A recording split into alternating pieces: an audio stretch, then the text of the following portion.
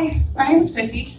I have been with Nichols Center since 2014, so we're coming up on 8 years. You have to excuse my speech on my phone. Yep, I thought it was recorded, and I would just be like, "We love you, Judge Walker, thank you, Tara," and move on, but plans changed. So when I was introduced to Nichols Center in 2014, I had been in family treatment court. I volunteered to go into drug courts. I thought it would get my kids home faster, and I put on a big, pretty smile, and Judge Walker saw straight through all of that. I was a scared, broken young woman struggling to raise 3 young men, living in a decrepit mobile home that I clung to for the first 6 months of my recovery. I say recovery very loosely there because I was only doing the bare minimum to keep myself clean and sober. I knew nothing about how to heal, how to be a mother, don't cry, how to love myself or anybody else. So I was sitting in drug court one day, and I was getting in trouble. I'm sure Judge Walker remembers every time I'd walk in there, I'd be like, "Am I going to jail today? Am I going to jail today?" Because I was doing the bare minimum. And I walked in, and she was like, "I think you need community service." And I was like, "I strongly disagree, but we'll do it." So she strongly encouraged, or I was going to jail, to do community service. And Tara was sitting on the panel that day, and she was like, "Get with Tara, she's with, stop it. Get with Tara, she's with Nichols Center."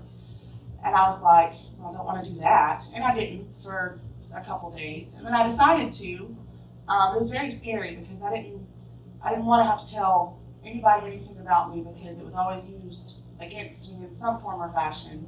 But I called Tara finally, and I met up with her in the dusty old building, and she quickly became one of my best friends. And I don't know if we were supposed to be, but it was like I had known her my entire life. She was like the aunt that I'd never had, and now she's a sister.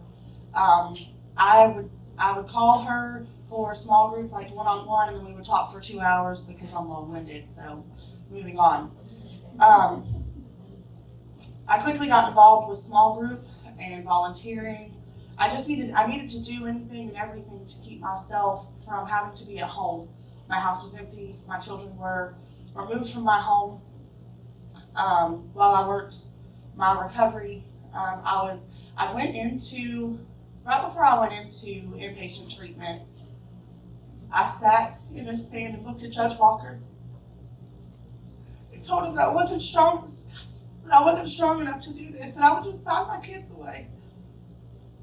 And she looked at me and said, "I'm going to give you a week to think about that. I'll see you next time. You don't want to do that, and your babies need you." So she gave me a week, and I went back, and I was like, "I think I'll do the treatment thing. I'm really a good mom." So I went into inpatient. I quickly came out of inpatient, went back into outpatient because I didn't want to go to jail. And I completed outpatient. Is that my timer? Oh. I completed outpatient, and the best feeling in the world is sitting in the stand next to Judge Walker right after you've had court with Judge Walker, who presides over your case, and your children have just been granted to come back home. Whew. I knew early in my recovery that I wanted to become a peer. There is a peer through family treatment court, and it was a joke that I was like, "Ooh, I want her job, I want her job." I just wanted to do what she did.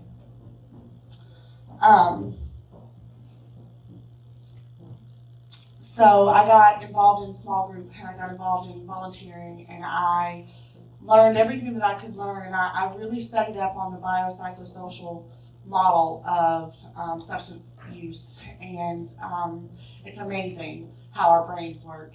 And so I became very passionate about walking with people through this journey because I know what it's like to be scared and alone while you sit in a courtroom. And I know what it's like to be scared and alone because you have nobody in your life that isn't toxic to you. So I wanted to hold people's hands and walk through this journey to freedom so that they could experience the freedom that I was feeling.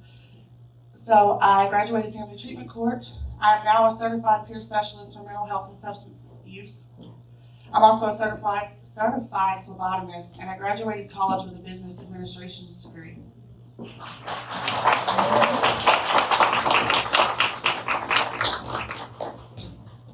that could have been possible had Judge Walker and Tara with the Nichols Center and all the support that I received from Nichols Center to never let me lose sight of hope.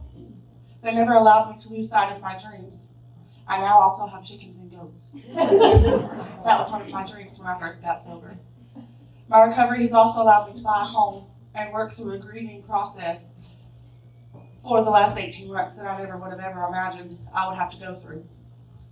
Through peer services, I've held hands with someone walking through the doors to their first 12 step. I've hugged a mother as she was awarded back her children. I am living proof that we do recover. I would not be where I am or who I am today without my support network, the support of my personal hero, Judge Walker, and the enormous amount of knowledge that I have learned through peer services and the grace that Tara and Nichols Center has shown to me.